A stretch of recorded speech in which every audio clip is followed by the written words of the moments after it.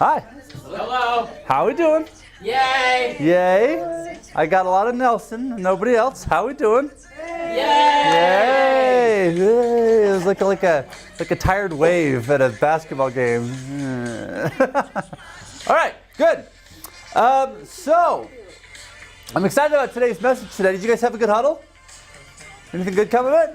Yes. Yes? Good. Hopefully your huddles are going well and that you are growing as a team. So, I am way more encouraged today than I was yesterday. And why is that? Workflows. Workflows. What's happening in the workflows? Being used. People are in there. They're doing them. What I like is that tasks are being checked off. I've actually, even in some of the workflows, seen documents being uploaded to support the tasks being checked off. So some people, are, instead of just saying, I did the bank rec, are actually showing that they did the bank rec, which is super cool. That's like the next level accounting kind of stuff. I'm seeing conversations on the right-hand side of people asking questions and trying to get clarification. So let's just do a little round of applause for everybody real quick. Yay! Very good. Golf clap. All right. I will say this though, as we went and looked at all the stuff when we came home yesterday, there was one person that was really working hard at trying to make the workflows work, and she was putting everything she had into it. And I've heard from several people that she was just kind of killing it on the workflows. So Ms. Talia, I want to thank you for doing that.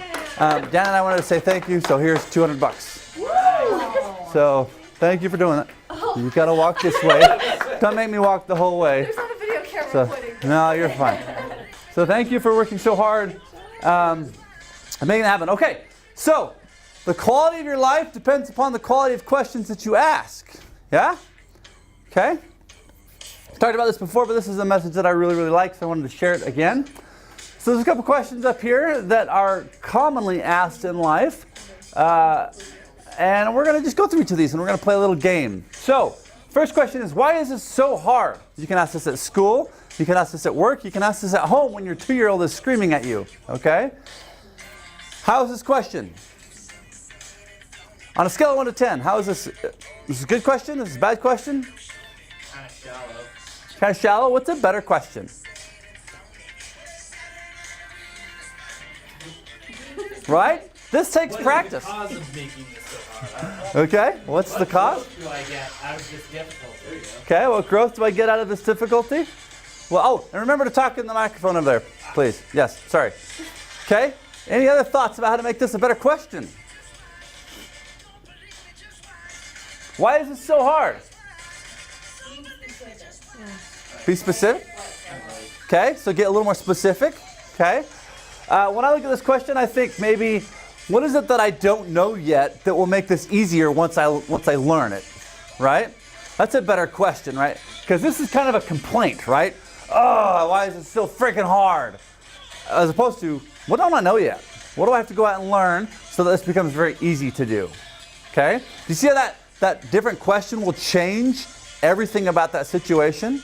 Right? Like if you have a 2-year-old throwing a complete tantrum and you're saying, why is it so hard? That will put you in a specific mindset. But if you say instead, what don't I know yet about this? Okay? You're going to learn a few things if you go out and talk to other parents and figure out how they deal with 2-year-olds throwing tantrums, or you get the idea, right? If you read a book, if you learn about, if your 2-year-olds can talk, you can ask them what's wrong. But if you just complain, that's a really crappy question. Okay? So the next one, why don't I ever have time? How's this one? These are all really bad questions, by the way. Nelson. All right, he's going to the microphone.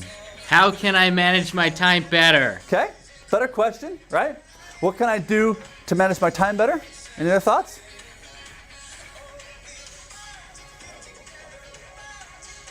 What am I doing with my time right now would be good, because you would have to actually go out and audit your time. Like, oh my gosh, I'm spending an hour and a half watching Netflix. That's when I don't have time, or whatever it is, right? Okay? Or I've got an 8-hour budget on a client, and I'm spending 20 hours a week on this client. So either I'm just not paying attention, or the client has grown and we need to adjust the proposal, right? But that's a better question. If you're just saying this, then it's just a complaint, okay? What about, why am I so tired? Any thoughts? What's a better question?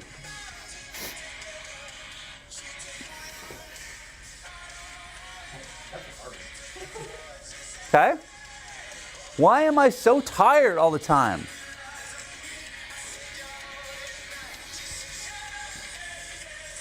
Is it a bad question?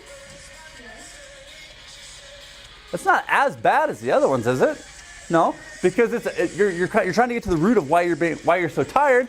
But you might want to ask instead, what am I doing throughout my day that is using up my energy or something, right? Because this is still a little bit of a complaint, like, why am I so freaking tired? Whereas if you say, like, what's using all of my energy? Where am I spending my energy? If you think of energy as a budget, like your finances, you spend it, right? Your energy gets spent.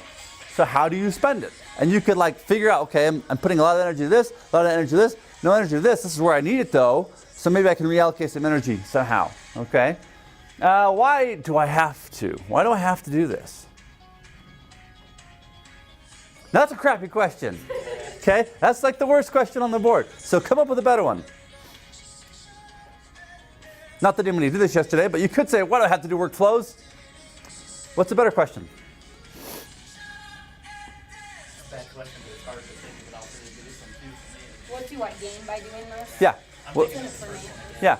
What do I gain by doing this? What's the value add of this? Like if you take some time to try and, so if somebody asks you to do something, you could complain about it, or you could have a conversation with them and say, help me understand the value behind this. Like teach me the why, right? If you've ever had kids, you know that it's really important to teach them the why about something. If you just say, go do this, they might do it, but if you teach them why you want them to do it, they're going to be more likely to do it. Same with me too. If you just tell me to do something, I want to know the why, right? So if you have a question like that, dig a little deeper. Why does nobody listen to me? Talia. How am I communicating with them? Much better, okay? So instead of being like, nobody listens to me at work, nobody listens to my suggestions, or no, my spouse never hears me, or whatever, okay? It might not be that they're not listening to you. It might be that you're not communicating. You might be like Eddie, where you have conversations in your head and thought that you were a part of that conversation, but you really weren't, right? Why is he or she not helping? So you might be on a team at Ignite Spot, for example, and somebody's not pulling their weight, or in a group project at school. Why is this person not helping? Any other questions? Corbin?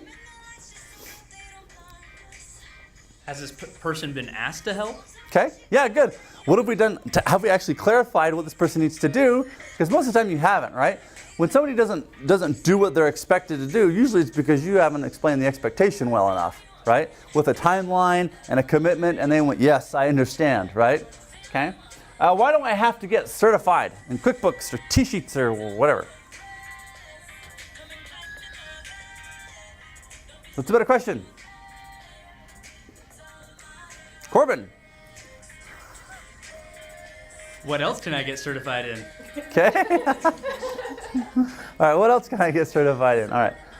So, for me on the why do I have to get certified kind of thing, a better question might be like, what do I gain as a professional by getting certified? What do other professionals do? How do they grow and develop themselves? It's just a completely different question, okay?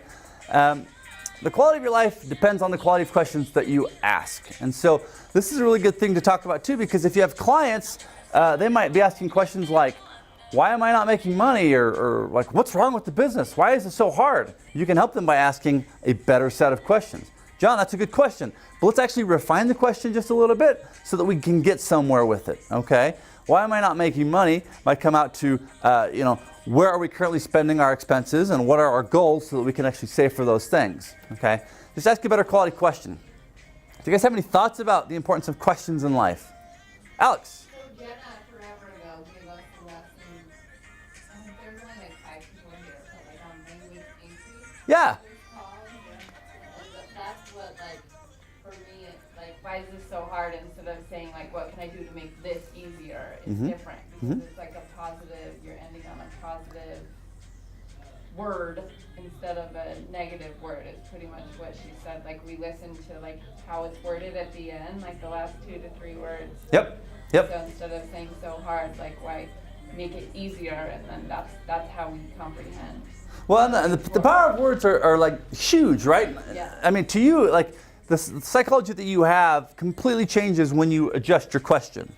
Completely changes. You go from, oh, okay, I see benefit in this, I can do this, versus a complaining state or a suffering state, which is no good for you. But the power words are really important as well when you're talking to other people, you know. Like, I really like the way that you look, but, that but can be really bad, okay? Or whatever it is. So you have to be really careful with the words that you use because they carry a lot of weight to them. Good. Shayla. A book recommendation is a book called Change Your Questions, Change Your Life. And that sounds really kind of cheesy, but it's a great book about how you can flip words to change how you interact with people, how you perceive the world, and it actually comes with a really neat diagram that you can actually follow, like this person saying, why is this so hard, why don't I have time, and then they fall in a pit of despair. And it you can sit there and watch yourself start to ask questions this way, and I actually had that diagram on my desk for a while. And when I started going down that road, I'd be like, oh, you're right there. You're about to fall into that awful pit of despair. And then it helps you change your questions to get out of that cycle so you can train your brain to stop before you even get to that point. It's a really good book. It's a quick read, but I definitely recommend it. Nice. I can't remember the author right now, but Good. Excellent. Any other thoughts about questions? I think the biggest thing is getting away from the why me function, and that's what a lot of these questions are. They're complaint based. Yeah. And the reality of it too, a lot of times, is the psychology and the state that you're in really affect those pieces. But the other part of it too is you have to ask yourself why are you in the position to begin with? So if a lot of these are directed towards work, it's why did I choose to work at this place if I'm so frustrated by all these different things? Or why did I choose to go into this profession? Or why did I choose to have this child? Or why did I choose to go down all these different roads? And it starts making you think beyond the decision at that point in time and beyond the moment to there's a greater vision as to why we created that, and it helps you get out of that space. Right. Good. Any other thoughts before we wrap up? No? The weird thing is, guys, this actually takes practice. Asking good questions takes practice. So I've been spending the past 30 minutes this morning writing down the questions I typically ask of myself and then analyzing them. And I'm realizing that I don't always ask the best questions of myself. And so I'm trying to rearrange some of those questions to try and get deeper in my life and have a better, stronger kind of emotional connection to what I'm doing. I think that's really, really important. These are all habitual. It's so easy to say, why am I so tired? That just comes out. Boom. Why am I so freaking tired? Why can't I do this? Right? You have to stop and say, okay, that was a question. What's a better question? It just takes a whole lot of practice. So work on it. It's worth the time. All right, make it a good day, guys.